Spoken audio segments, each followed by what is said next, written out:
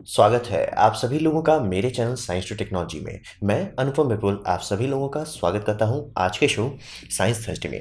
आज हम लोग बात करेंगे अपने टॉपिक के पिछले टॉपिक को थोड़ा एक्सपेंड करते हैं और बात करेंगे स्मॉल पावर प्लांट्स के बारे में। तो आइए समझते हैं। तो स्मॉल पावर प्लांट्स के बारे में बात कर रहे हैं तो समझना पड़ेगा कि बड़े पावर प्लांट्स में समस्या क्या है, दिक्कत क्या है ये करने के लिए।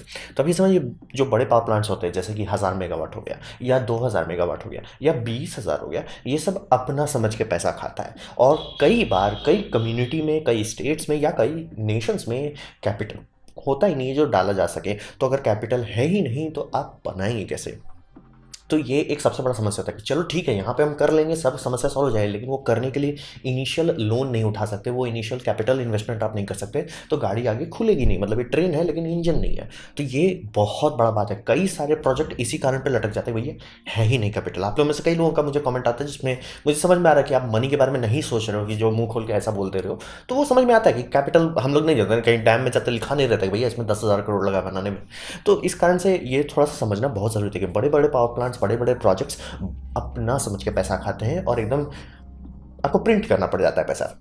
फिर आपने बना लिया, अब आप बनाए क्या? आपने एक पावर प्लांट बनाया जो जनरेटर है। जनरेटर क्या कर रहा है? मेगावाट के ऊपर मेगावाट बिजली बना रहा है। अब प्रॉब्लम है कि कोई अगल बगल में उतना खा नहीं पाएगा। आपका एक बड़ा स्टेट भी कनेक्टेड होगा तो भी आपको कई 100 किलोमीटर तक बिजली बेचना पड़ेगा। तो आपको एक दूसरा एक्सपेंसिव इक्विपमेंट लगाना पड़ता है जिसे कहते हैं पावर ट्रांसमिशन। और पावर ट्रांसमिशन बहुत महंगा होता है। जो हाई वोल्टेज लाइन जो आप देखते हैं वो पर किलोमीटर सस्ता नहीं होता, पर किलोमीटर बहुत महंगा होता है। और उसके लिए भी आपको बजटिंग अलग से करनी पड़ेगी, क्योंकि भले आपका पावर प्लांट आज रहे कल रहे चाहे नहीं रहे, लेकिन वो ट्रांसमिशन लाइन रहेगा, उसका मेंटेनेंस किया जाएगा। और कई बार होता है कि मतलब दूसरे स्टेट्स को इस ट्रांसमिशन लाइन का इस्तेमाल करके जोड़ दिया जाता है, ग्रिड बैलेंसिंग किया जाता है, तो वो एक अलग खर्चा होता है और अपना समझ के खाता है। और अभी तक तो आपकी गाड़ी खुली भी नहीं है। अब फिर एक चीज़ होता है जो आप कितना पैसा दे दें आप नहीं सॉल्व कर सकते, वो होता है कि टाइम बहुत लगता है। जैसे कि बड़े बड़े डैम प्रोजेक्ट्स को तो अपना समझ के 8-10 साल से नीचे तो बात ही नहीं करना है, वो एकदम अपना समझ के टाइम खाता है। अब वो टाइम का कीमत ये है कि कई जगह पे उतना टाइम अवेलेबल नहीं है। जैसे कि मान लीजिए अभी एक छोटी सी गांव बनी है, ठीक है, एक बड़ा प्रोजेक्ट मान लीजिए किसी कारण से हो रहा था, टेम्प्रोरी था, जैसे माइनिंग इंडस्ट्री के कारण कहीं कहीं पे छोटे छोटे गाँव खुल जाते हैं। वो गाँव को बिजली तुरंत चाहिए। आप नहीं बोल सकते अच्छा इस गांव के लिए हम एक प्लांट बना रहे हैं जो 8-10 साल में पूरा हो जाएगा। वो गांव तब तक खत्म हो जाएगा। और ऐसे कई साल बार होता था 1950 से 1970s के आसपास में। कई सारे जगह पे ऐसा हुआ कि यहाँ पे एक फैक्ट्री खुली, चला, धड़धड़ा के गांव बना, लेकिन वो गांव स्वाहा हो गया। अमेरिका में भी हुआ, यूरोप में भी हुआ। कई जगह पे ऐसा होता है कि घोषणा नौके बन जाते हैं क्योंकि तुरंत तुरंत सब चीज़ नहीं हो पाया। तो टाइम का कीमत समझना जरूरी है। आपके पास भले पैसा हो, आपके पास अनगिनत पैसा हो, लेकिन समय आप नहीं खरीद सकते। और रिसोर्स डिमांड जो होता है कि कितना लगेगा, रिसोर्सेज जो कि डिपेंड करता है आपके कंट्री में रिसोर्सेज कैसे हैं, वो आपके लोकेशन पे है। जैसे कि आपको देख लीजिए चाइना का कोई डैम की 20,000 मेगावाट का डैम है, हम भी बनाना है, क्या उतना आपके पास रिसोर्स है? मतलब कंक्रीट में ही मतलब स्टेट बाय स्टेट का जितना कंजम्पशन होता है कंक्रीट, वो एक डैम अकेले खा गया। प्लस उतना बड़ा एरिया आपको मतलब डुबाना पड़ेगा। क्या उतना बड़ा एरिया डुबा सकते हैं? कितने लोगों को डिस्प्लेस करना पड़ेगा? तो ये एक रिसोर्स डिमांड जो होता है वो बहुत बड़ा होता है। मतलब लोग इग्नोर नहीं कर सकते। और आप बहुत बड़ा चीज़ को अगर आप चेंज कर रहे हैं तो काफ़ी लोगों को फ़र्क पड़ता है। तो समस्या सीरियस है। मतलब बस ऐसे ही अरे मतलब काफ़ी लोगों का कमेंट आता है ये इनफिशिएंट बैटरी है। मतलब जैसे एल्युमिनियम एयर बैटरी पे मैंने मुंह खोल के बोला था कि वो गाड़ी के लिए नहीं है, वो कंपनी जैसे भारत पेट्रोलियम बना रही है, उनका टारगेट है कि वो रिप्लेस कर दें इसको, क्या बोलते हैं, मतलब जो डीजल जनरेटर लगता है मोबाइल टावर पे, वो उनका एम है। और सब लोग गाड़ी में क्यों नहीं इस्तेमाल? मैंने बोला कि इनफिशिएंट बहुत है, तो सब लोग सोलर से चार्ज करेंगे। अरे सोलर पैनल क्या आसमान में लगता है? ज़मीन खरीदनी पड़ती है, और ज़मीन फ्री का नहीं आता है। किसी भी ज़मीन खरीदने वाले से दाम पूछ लीजिए। तो हमारी ज़रूरत क्या है? तो आप ये समझिए कि कुछ भी ऐसा हो, अगर छोटी कम्युनिटी के बारे में बात करें, जैसे गांव है जिसमें 1000 लोग से 10,000 लोग के आसपास में अगर आप बात कर रहे हैं, या थोड़ा आगे आगे पीछे भी अगर आप बात करते हैं, तो कैपिटल इतना होना चाहिए ना जो गवर्नमेंट वहाँ स्पेंड कर सके, या वो लोग खुद से ही पैसा जोड़ के ये गाड़ी खोल सकें। तो कैपिटल का रिक्वायरमेंट होना चाहिए जो लोग देख सकें। जैसे कि कैपिटल, जैसे मैं भी बोल रहा हूँ, तो इसको कितना बोल रहे हैं, मतलब करोड़ के नीचे, ऐसा समझ लीजिए। तो उसको कहा जाएगा कैपिटल का रिक्वायरमेंट ठंडा है, जो मतलब अभी भी बड़ी रकम है लेकिन अब मैनेजेबल रकम है।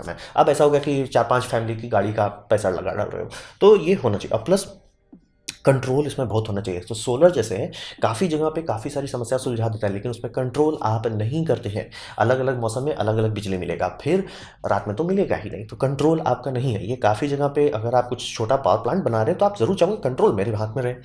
फिर जो भी चीज़ आप बनाओगे वो लोकल रिसोर्सेज के बेसिस पे बनाना है। जैसे कि माइक्रो हाइड्रो के बारे में सोचना चाहेंगे तो वो कहीं कहीं सूट करेगा। बायोमास पावर प्लांट के बारे में सोचेंगे वो कहीं कहीं सूट करेगा। तो ये समझना बेहद ज़रूरी, लोकली क्या मिलता है, क्योंकि जो चीज़ लोकल मिलता है वो सस्ता होता है। जैसे आराम से एग्जांपल के तौर पर बैंगलोर बहुत महंगा जगह है, मेरा होम टाउन से मतलब 10 या 20 गुना महंगा है।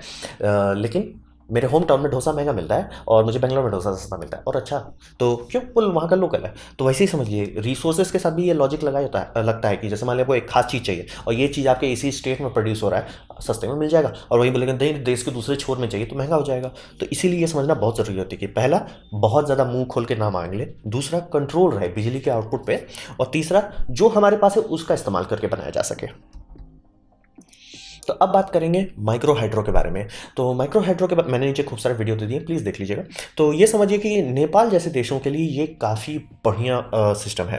और इस इंडिया में भी कुछ कुछ जगह पे, हर जगह पे नहीं कहूँगा, लेकिन हिमालयन रीजन्स में जो लोग हैं काफ़ी जगह पे ये काफ़ी फ़ायदेमंद साबित होता है। और इसका सबसे बड़ा बात ये है कि लो कॉस्ट है, यानी कि 1,00,000 1,50,000 में लोग गाड़ी बना लेते हैं। मतलब आपको घर ही बनाना है एक ठो, और वो भी महंगा बेंगलोर वाला जगह नहीं है जहाँ पे ज़मीन का ही दाम इतना ज़्यादा है कि भैया सोना सस्ता पड़ जाए।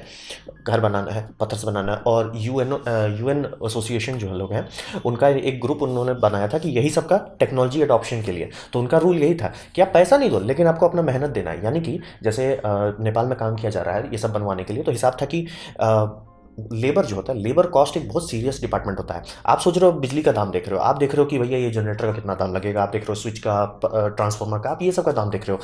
लेकिन उस सब के अलावा भी एक भरपुष्ट खर्चा होता है खून पसीने का। यानी कि भैया जो लोग उसमें काम कर रहे हैं, जो लोग खुदाई कर रहे हैं, जो बिल्डिंग कर रहे हैं, तो यूएन का आइडिया ये था कि ये सब जनरेटर ये सब तो बिल गेट्स एक बार में गिफ्ट करेगा तो भैया 200 देशों को दे देगा, उसमें कोई दिक्कत नहीं है। और लोग करते हैं, लोग फ्री खोल के अपना समझ के डोनेट करते हैं, लेकिन फिर भी प्रोजेक्ट का दाम क्यों जाता है? क्योंकि वो लेबर कॉस्ट बहुत खाता है। तो इनका आइडिया ये था कि जिस कम्युनिटी के लिए हम बनाएंगे वो तभी बनाएंगे जब कम्युनिटी वाले खून पसीना डालेंगे। यानी कि कम्युनिटी को आके हम बता देंगे आपको ये करना है, आपको ये घरौंदा यहाँ पे बनाना है, आपको यहाँ पे ऐसे करके टर्म, मतलब इंजीनियर्स रहेंगे, देखेंगे, सब चीज़ चेक करेंगे, लेकिन खून पसीना आपको अपना डालना है। तो ऐसे करके लो बजट में बहुत कम दाम में बहुत बड़े बड़े प्लांट्स बने। बड़े मतलब कि उनके हिसाब से बड़े देखिए, मतलब आप चाइना का 3 गॉर्जेस प्लांट से मत कंपेयर कीजिए।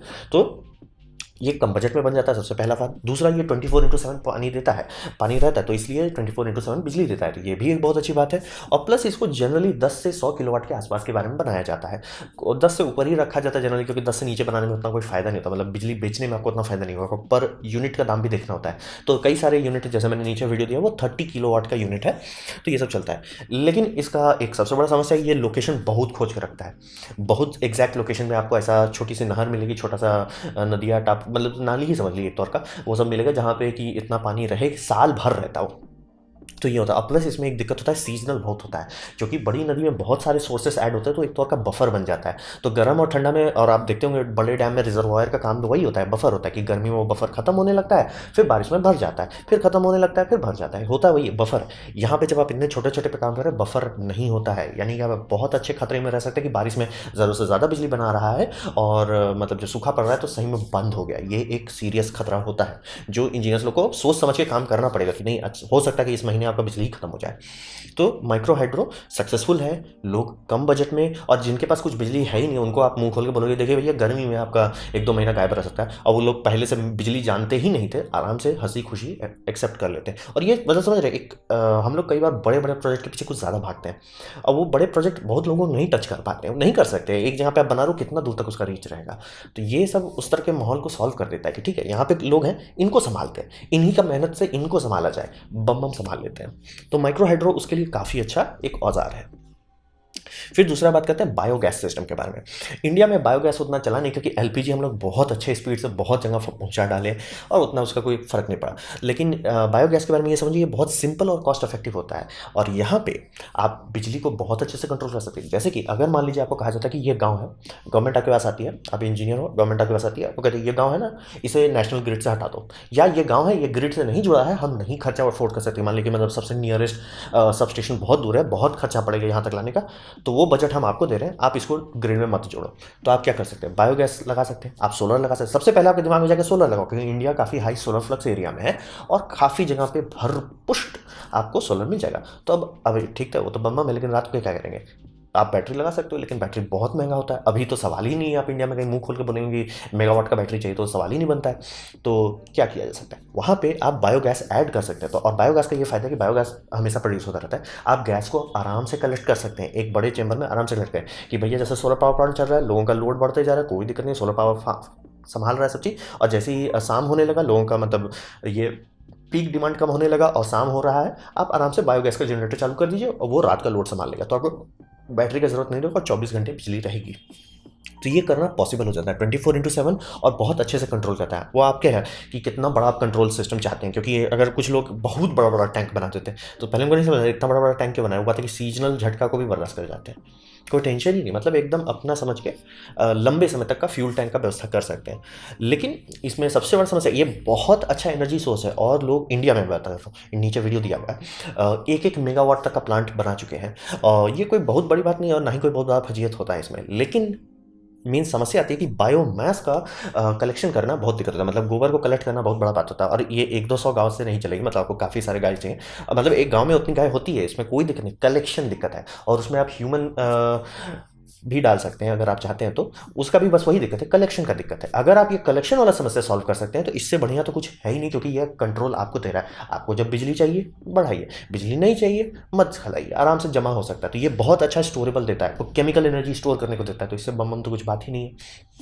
तो बायोगैस का ये भी एक ऑप्शन है, जो 1-1 मेगावाट का आराम से आपको प्लान मिल जाएगा। आप चाहे तो खरीद सकते हैं भैया, मतलब बहुत सारी छोटी छोटी कंपनी कॉन्ट्रैक्टर्स हैं, जो उनको आप फोन कीजिएगा, वो बोलेंगे ठीक है ये आपका जमीन है सर, हम 1 मेगावाट का प्लांट लगा देते हैं।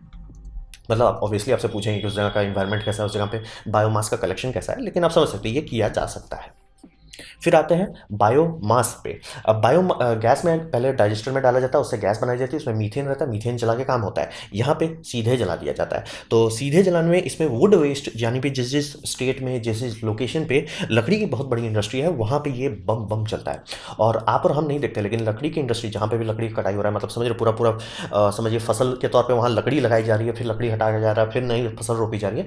वेस्ट, मतलब मेन प्रोडक्ट नहीं बात करो, सिर्फ वेस्ट कई 100 टन तक का निकल जाता है। और अगर बहुत सारा वैसा बायो एग्रीकल्चरल मटेरियल है तो बम बम कचरा मिलता है, बायोलॉजिकल कचरा, जो कि सीधा सीधा जलाया जाता है। जैसे कि एक केस में मैंने नीचे वीडियो दिया हुआ है, उसमें सरसों के तेल का मतलब समझिए वेजिटेबल ऑयल बना रहे हैं, उसका जो स्टॉक निकल रहा था उसी से इन्होंने व्यवस्था कर दिया। तो ये इसका भी यही फायदा है कि 24/7 ये काम करता है। पूरी तरह से आपको कंट्रोल कर सकते हैं, क्योंकि आप पे है, आपका स्टोर रूम जितना बड़ा है आप उतना स्टोर करते जाओ। जैसे मान लीजिए हो जाता है कि इसको सिर्फ रात को ही चलाना है, तो दिन भर बस स्टोर करते जाओ और रात को बस चलाना शुरू कर दो, कर सकते हैं। और इसमें भी वही दिक्कत आता है कि बायो मैटर आप कहाँ से कलेक्ट करते हैं, यानी कि ये जो कचरा आप कलेक्ट कर रहे हैं ये कहाँ से कर रहे हैं और कितने कम दाम में कर पा रहे हैं। क्योंकि फैक्ट्री से आप बगल में बना देते हैं, कई जगह पे हो चुका है कि इससे म्यूनिसपैलिटी के आसपास में म्यूनिसपैलिटी कचरा कलेक्ट करती है, इनके पास सीधे डंप कर देता है बगल बगल में, या जिधे वो ट्रक जो आ रहा है वो सीधे सीधे इन्हीं के पास दे दिया जाता है। तो ये सब समझिए, ये सब छोटे छोटे औजार हैं और ये बड़े बड़े शहरों का कुछ नहीं कर सकते। लेकिन छोटे छोटे कम्युनिटी का, छोटे छोटे गाँव का, छोटे छोटे जगह जिनको सब लोग नेग्लेक्ट करते हैं, उनको बहुत अच्छे से बहुत कम बजट में इंडिपेंडेंट बना सकते हैं कि उनको आप टेंशन नहीं लेना ग्रिड से जुड़े तक कुछ हो। ग्रिड बस ऐसे बैकअप डाल दिया जाता है कि ठीक है, मान लीजिए किसी कारण से कोई प्लांट उनका डाउन हो गया मेंटेनेंस के लिए, जो कि होगा ही, आज नहीं तो कल तो होगा ही, मेंटेनेंस के लिए डाउन किया जाएगा उसको, तो उस दरमियान बिजली चलता रहे। या किसी टाइम हो गया कि उनका पावर प्रोडक्शन ज़्यादा हो रहा है और मतलब जनरेटर, ये सब बड़े बड़े जनरेटर ऐसा नहीं होते कि फट फुट फुट करके एक्सीलेटर जैसा आप नहीं इसको चेंज कर सकते, टोन डाउन होने में टाइम लगता है, वो बिजली एक्सपोर्ट कर दें ग्रिड में, थोड़ा सा कमी इनकम वहाँ से भी आ जाए। तो ये सब एक ऑप्शन है ना, जो छोटा छोटा औजार है लेकिन काफ़ी मददगार साबित हो सकता है हमारे मतलब हम लोग जो चाहते हैं कि हमारे एनर्जी इंडिपेंडेंस आए, फॉसिल पे रिलायंस जो होता है ये काफ़ी कम हो जाए। ये सब आराम से किया जा सकता है अगर हम लोग छोटे छोटे औजार को सही सही जगह पे इस्तेमाल करें, तो काफ़ी बड़ा बदलाव आराम से लाया जा सकता है बिना बैंक अकाउंट में छेद किए। तो ये था मेरा प्रेजेंटेशन स्मॉल पावर प्लांट्स के बारे में, जिसको काफ़ी लोग इग्नोर कर देते हैं, लेकिन ये काफ़ी अच्छा औजार है अगर सही से इस्तेमाल करें तो। तो ये था मेरा प्रेजेंटेशन स्मॉल पावर प्लांट के बारे में। उम्मीद करता हूँ आपको अच्छा लगा होगा। अगर ऐसा है लाइक कर दें, दोस्तों शेयर कर दें, उससे मेरा काफ़ी भला होगा। नहीं अच्छा लगा, नहीं पसंद आया, कोई बात नहीं, आप डिसलाइक कर सकते हैं। मैं कहूँगा डिसलाइक 2 बार दबाएं, उससे मुझे पता चले वो कितना नापसंद हुआ है। मैं आपसे कहूँगी कॉमेंट लिखें, मैं हर कमेंट की जवाब देने की कोशिश करता हूँ। आपसे कहूँगा सब्सक्राइब कीजिए, बेल दबाइए अगर आप फ्री हैं तो। आपने मेरा वीडियो देखा, जान के मुझे बहुत खुशी हुई। धन्यवाद।